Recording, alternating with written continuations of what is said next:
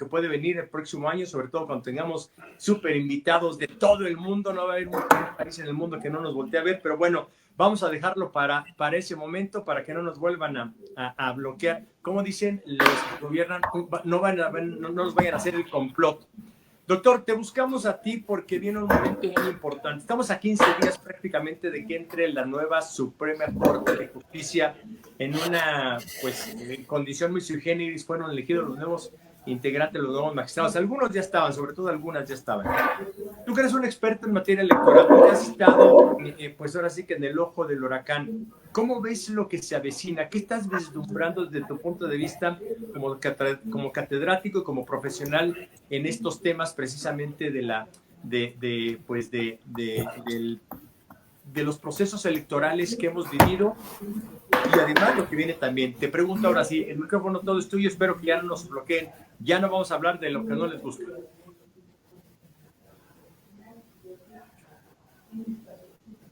¿Ahí me escuchas, doctor? Doctor, ¿me escuchas? Raimundo, pues sí, te escucho. Raimundo, pues sí, te escucho bien. Raimundo, pues muy contento de conversar contigo y con tu audiencia. Pues mira, yo lo que te puedo decir es que veo dos cosas que son muy preocupantes. En efecto, lo señalabas, el tema que nos convoca, que es el hecho de que estamos a 15 días de que termine pues toda una era, una época del Poder Judicial en México, de un Poder Judicial, de una corte que en efecto servía como contrapesos a los excesos del Poder Ejecutivo, a los despropósitos de los otros poderes y como guardián de la Constitución, ¿no? Eso sin duda alguna va a ser muy complejo porque pues ya vamos a entrar a un ciclo, a una era constitucional en México pues profundamente politizada. Y los gestos que hemos visto en estos días pues no dan lugar al optimismo.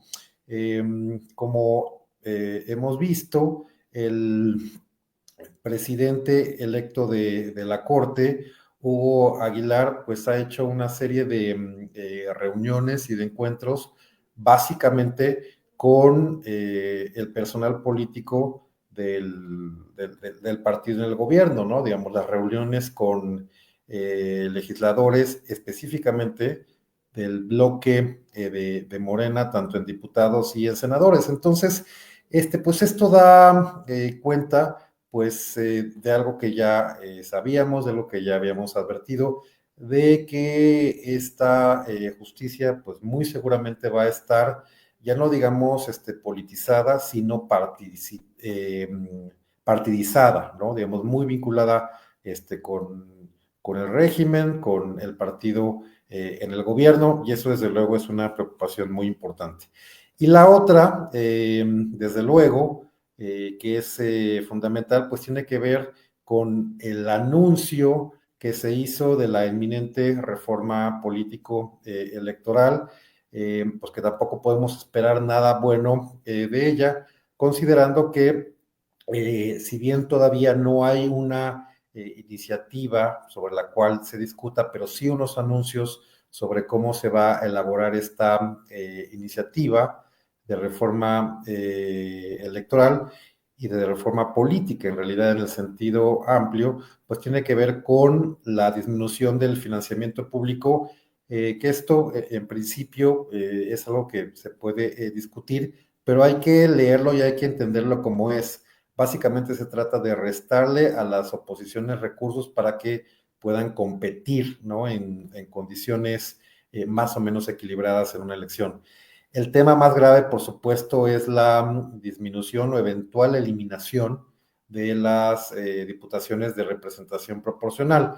Y esto, de alguna manera, llevaría a que si se mantuviera solamente un sistema de elección de mayoría, pues si a juzgar por los resultados de las últimas elecciones, Morena va a seguir siendo el partido que más elecciones gane en los distritos y pues obviamente esto que ocurrió en la elección de 2024, que fue realmente una pena ver cómo se tuvo que fabricar una super mayoría calificada que la validó en su momento la mayoría de consejeros en el INE y después el Tribunal Electoral, por supuesto, pues esto lo que quieren hacer es evitarse este trámite, ¿no? Digamos, y este conflicto político para directamente crear un sistema electoral que favorezca a Morena. Y desde luego otros temas que son muy delicados y preocupantes, pero sobre todo, Raimundo, creo que es importante tomar en cuenta que las últimas reformas electorales que han habido en el país son básicamente producto de un pedido muy justo de la oposición y nunca iniciativa del partido en el poder y sobre todo una iniciativa que solamente está pensada, por lo menos en este comité que se lanzó para esta comisión que se lanzó para detonar la reforma, específicamente con funcionarios del gobierno, ¿no?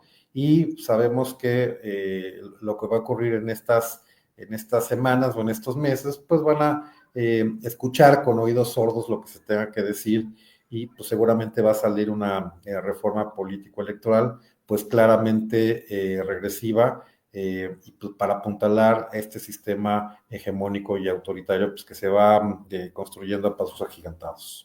Fíjate, qué explícito fuiste, qué claro. A ver, le voy a pedir a mi producción, nuestra producción, ¿nos pueden poner la imagen donde está la presidenta actual, la señora Piña, y el presidente que va a entrar? ¿La podrían poner? Me pareció sensacional esa imagen, gracias a nuestra producción. A ver si la pueden volver a poner, la imagen donde está el nuevo presidente Hugo. Exactamente. Yo te diría ahí, Horacio, casi podríamos hacer hasta un juego con esto. Encuentre las diferencias. Casi podríamos decir, encuentre las 10 diferencias o las 20 o las 50 o las 100. A ver, tú eres un catedrático, estudioso, profundo, estudioso, eres articulista, politólogo, haces muchas cosas, tienes enormes virtudes. Si tú pudieras ponerle una calificación a Norma Piña, que ya se va, Vales, a título personal, que quede bien claro, ni ningún partido, ni ninguna tendencia, ¿qué calificación le pondrías del 1 al 10? Pues si 10 es lo máximo, pues habrá que darle un 10 y además con un sobresaliente, y te voy a decir por qué, Raimundo. De entrada, porque no solamente cumplió su deber, digamos, como una jurista con la responsabilidad enorme de encabezar a la Corte, desempeñando de manera correcta, con mucha elegancia, con firmeza y con conocimiento de la Constitución y con una enorme trayectoria jurídica que la avala, esta complejísima responsabilidad al ser, digamos, la cabeza de uno de los poderes del Estado mexicano, sino que además en su momento, cuando la Corte tuvo que salir a defender su autonomía, su independencia y entender que justamente pues es uno de los poderes del Estado y es el poder que sirve para dirimir las diferencias entre los otros poderes y para hacer guardar y que se cumpla la Constitución, pues lo hizo de una manera ejemplar. Entonces, la verdad es que junto con la ministra presidenta Norma Piña y otros, por supuesto, ministros que se van en este periodo, pienso, por supuesto, en el ministro Javier Lainez Potichek, en Alfredo Gutiérrez Ortiz Mena, Ríos Farjat, por ejemplo. la ministra Margarita Ríos Farjat, en fin, digamos, el bloque de ministros que estuvieron pues claramente en la defensa de la Constitución y a la altura de lo que requería en la defensa del Poder Judicial. Entonces, pues desde luego es lamentable.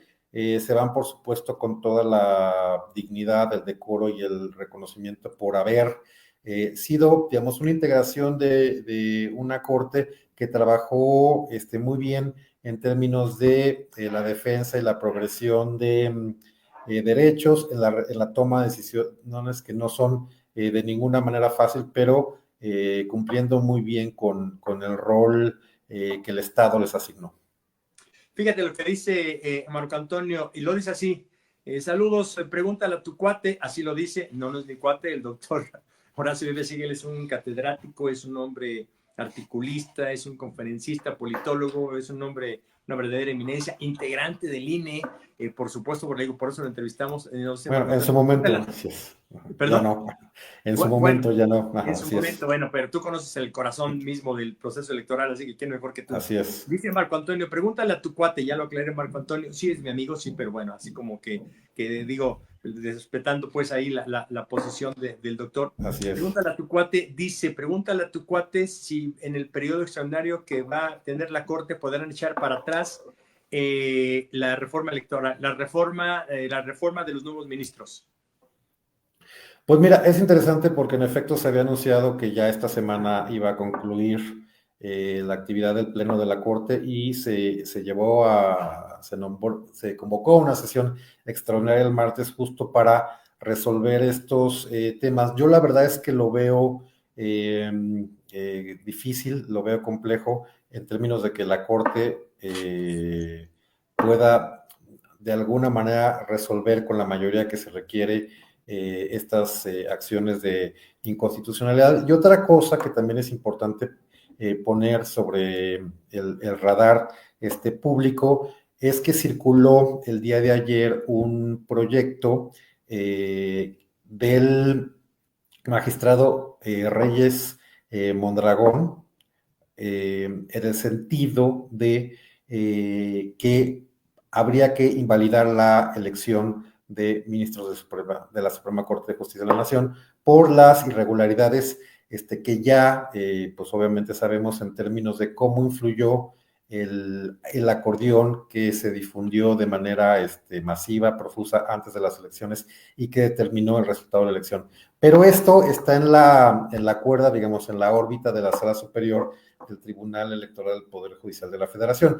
Y me parece importante porque si bien mi cálculo, mi expectativa es que lamentablemente no va a pasar este proyecto, porque seguramente va a quedar con 3 votos en contra, digamos, de una mayoría ya muy hecha y muy encarrilada a tomar decisiones en favor pues de todo este proceso de la elección judicial, pues muy encaminada alineada con los intereses y la agenda del gobierno. Entonces, pues seguramente este proyecto no va a ser votado y va a ser derrotado por a mi entender, por dos magistradas de la Sala Superior que no van a alcanzar esos votos para anular la elección. Entonces, pues estamos hablando de los últimos dos iniciativas, 2 esfuerzos para hacer ver de manera, digamos, como muy fehaciente, pues todas las deficiencias, ¿no?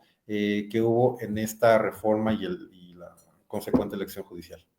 Fíjate lo que dice Marifer. Marifer le contesta, la persona que habló, los cuates solamente salían con Chabelo.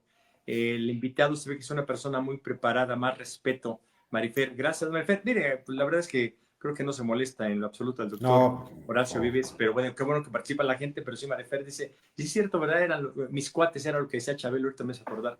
Te hago la pregunta y con eso terminamos, doctor Horacio Vives Seguel. A ver, yo te pregunté calificación para la ministra saliente Norma Piña, 10, excelencia, con mención honorífica. No podemos calificar al nuevo presidente de la Corte porque va entrando, va a entrar. Así es. ¿Cuándo crees tú que se podría hacer como un juicio, ya ponerle una calificación después de que va a entrar en septiembre? ¿Qué le damos? Lo que reste del año de septiembre a enero para ver cuál va a ser su proceder. ¿Qué estás viendo tú en un futuro inmediato? Pues mira, de entrada, para el Poder Judicial viene una etapa muy compleja porque acordémonos que la renovación de los cargos fue por la mitad, entonces se van a integrar, digamos, pues, jueces, personas juzgadoras que son producto de la elección y otras que ya estaban. Entonces, eso de alguna manera va a tener, digamos, una complejidad exacto de cómo se van a integrar personas pues, que vienen de legitimidades muy distintas, ¿no? Unos por los méritos en la carrera judicial y otros producto de esta elección compleja. Entonces, yo creo que eso es lo primero que hay que tomar en cuenta. Y lo segundo, específicamente en términos de este nuevo pleno, pues sin duda alguna hay una curva de aprendizaje brutal porque pues alguien que no tenía experiencia judicial, de la noche a la mañana se va a convertir nada más y nada menos que el presidente de la Corte y en ese sentido en la cabeza de uno de los poderes del Estado. Y entonces yo creo que más que hablar, digamos, de un periodo de algunas semanas o algunos meses en el tiempo, eh, pues hay que ver de cómo van a ser los asuntos y las decisiones que vayan a tomar, cómo los van a votar, cuáles van a ser los argumentos y sobre todo si van a hacer estas fallos, estas sentencias con una perspectiva de defensa de la Constitución o, por otro lado, pues calculando mucho políticamente y mucho en términos partidarios, ¿no? Que eso es justamente la enorme preocupación que hay de esta corte que está por arrancar el 1 de septiembre, ¿no? Escucha lo que dice Carlos Castro. El primer caso que van a sacar va a ser el de Salinas Pliego y le van a cortar la cabeza. Bueno, eso dice Carlos Castro. Vamos a ver si es cierto. Ya estaremos viendo. Doctor Horacio, qué gusto saludarte, verte, escucharte. Estaremos en comunicación porque, pues bueno, tú le decías con mucha razón, con mucha razón, ya no estás en el INE, pues cómo va a estar en el INE si también el INE ya está muy cargado para acá. Estaremos viéndonos la próxima. Gracias, doctor. Cuídate mucho. Bueno, nada más quisiera comentar algo, Raimundo, que me parece importante. Fíjate, una decisión muy simbólica que ocurrió en la última sesión de la segunda sala. Recordará a tu audiencia que uno de los casos que se resolvió fue el tema de Lorenzo Córdoba, que fue producto de una infamia, cuando se trató de, bueno, más bien, que se incluyó en libros de texto de educación pública. Sí. Y para hablar de temas de la evolución del racismo y de discriminación, metiéndolo a estándares parecidos al holocausto, al exterminio judío y a otros genocidios digamos, en la historia de la humanidad, lo cual francamente es de una infamia y de una desproporción enormes. Me parece, digamos, un ejemplo porque es con el que nos vamos a quedar, de cómo 3 ministros contra 2 determinaron que esas menciones tienen que desaparecer de los libros de texto y curiosamente, pues 2 de las ministras que votaron en contra son las ministras que van a repetir en la integración de la Corte y que han estado pues muy alineadas con los intereses de ahí dejas ese buen la agenda del gobierno. Entonces, pues nos quedamos con eso. Claro, le dice buen ejemplo, lo dejas y cuánta razón tienes. Doctor, gracias, un gusto saludarte, muy buenas tardes. Hasta la próxima, muchas gracias. Saludos. Gracias, abrazo. Muchas gracias.